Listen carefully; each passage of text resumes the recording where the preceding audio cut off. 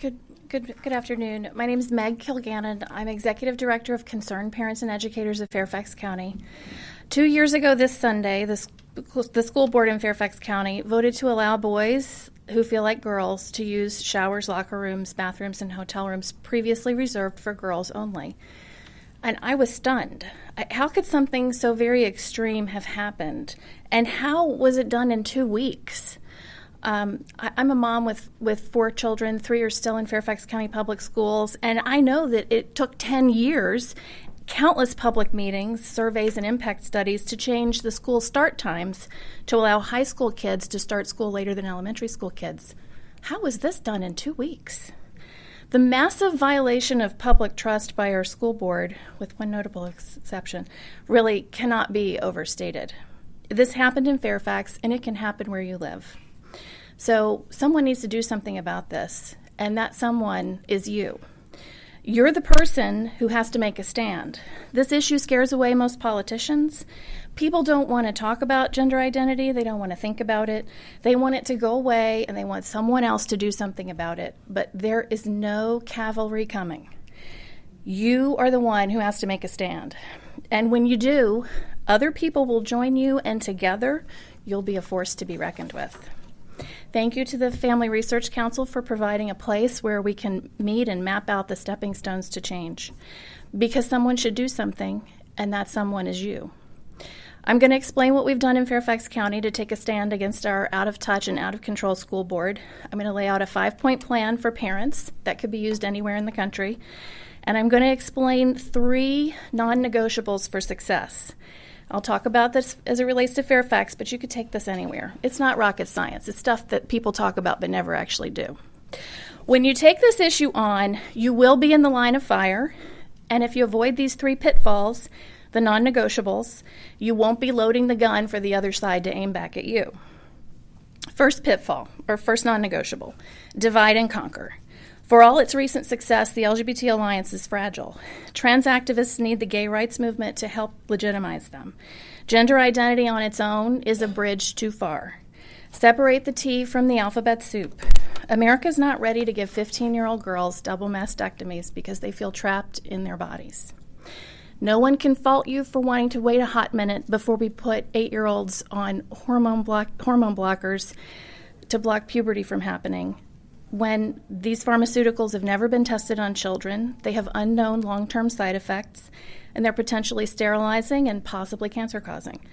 Consider the 1950s lobotomy fad in psychiatry and compare that to this situation. The science is far from settled on gender identity. The trans and the gender identity movement are a tough sell, so focus on that issue, gender identity. Divide and conquer. Number 2, never ever attack LGBT people.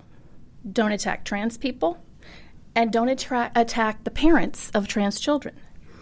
We are all struggling to get along in this mean old world, and personal attacks are not nice. It's not what we're about.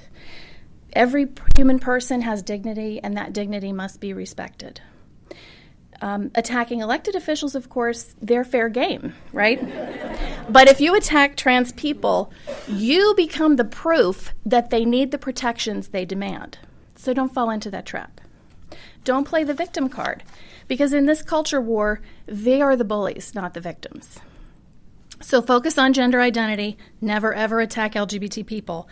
And if you can help yourself, don't use religious arguments. It's just not effective. There's a mentality that people of faith should go to religious schools and get out of public schools. And that's wrong, of course, because public schools are for everyone. But no one wants to hear predictable morality arguments. I'm a Catholic convert. I teach natural family planning. I have strong beliefs, and I love my beautiful Catholic faith. But what is more relevant to most people is a case based on biology and reason. Secular arguments are perceived as more inclusive and open the door to many other people who really want to engage on this issue. It's all hands on deck, and we need help from as diverse a coalition of people as we can assemble. I've been working with a group of women in an organization called Hands Across the Aisle Coalition. And that proves that there's a broad opposition to gender identity if you can leave the religious talking points to the side. The feminists in our group make eloquent arguments that gender identity is the ultimate misogyny and it's the erasure of women. Lesbians in the group are concerned that transing masculine girls is a kind of lesbian eugenics.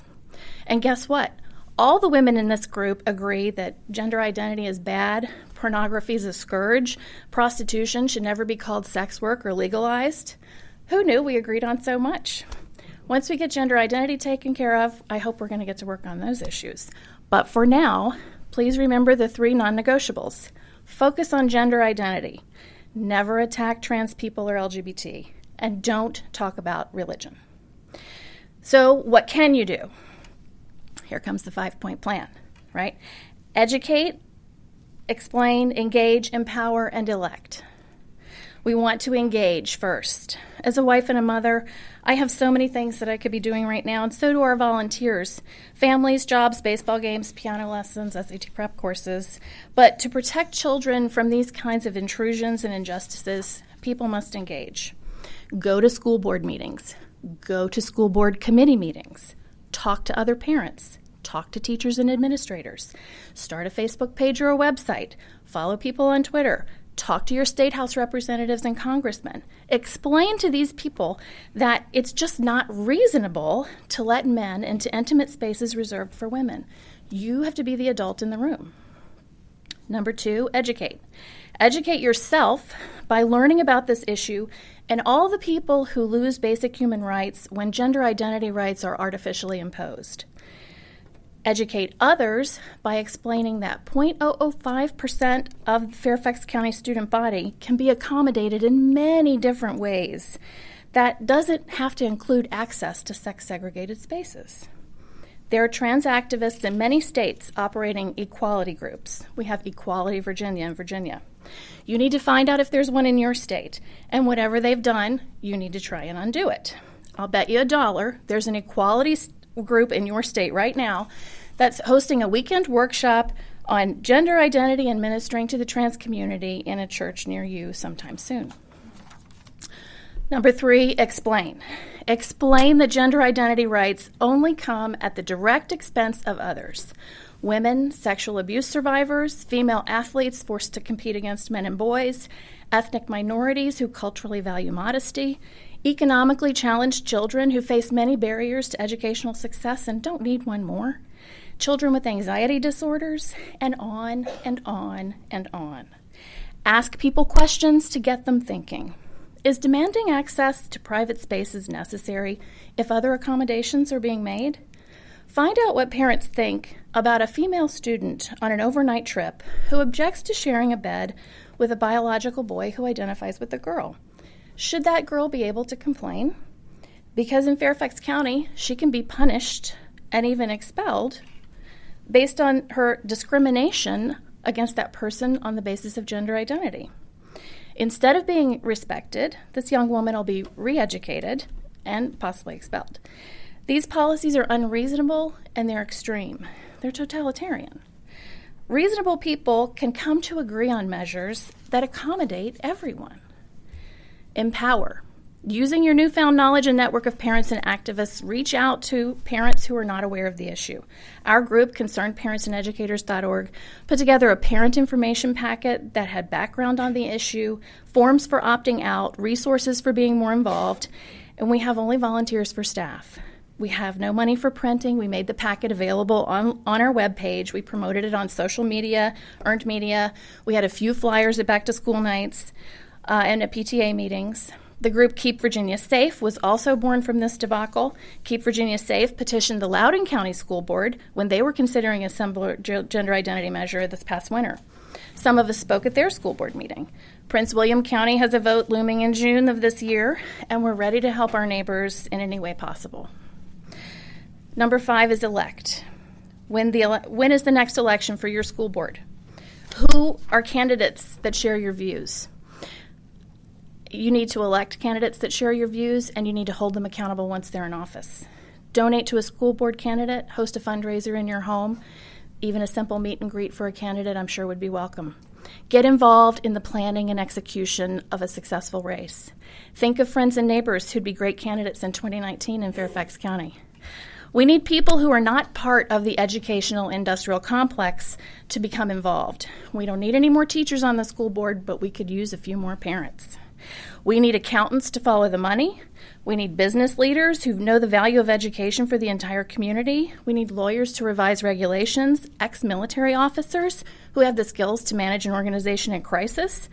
Conservatives aren't known for their activism in education unless it involves inner-city charter school programs or voucher programs, and those are great and worthy endeavors. We have $2.8 billion a year in Fairfax County that's being spent by truly ideological liberals. Why are we letting the left spend all that money? Because Republicans don't play the small ball. Maybe you should seriously consider running, because someone should do something about this, and that someone is you. So engage, educate, explain, empower, and elect. Get to work. With a small group of very dedicated volunteers, you will quickly grow into a much larger group of parents who are engaged. And then what can stop you? It's really going to take you. This advice is enough to get you started. It's a little vague because we're in public and I don't want to divulge any trade secrets. But please contact me if you'd like to talk about your particular situation. I'm happy to help. And just remember, someone needs to do something about this, and that someone is you.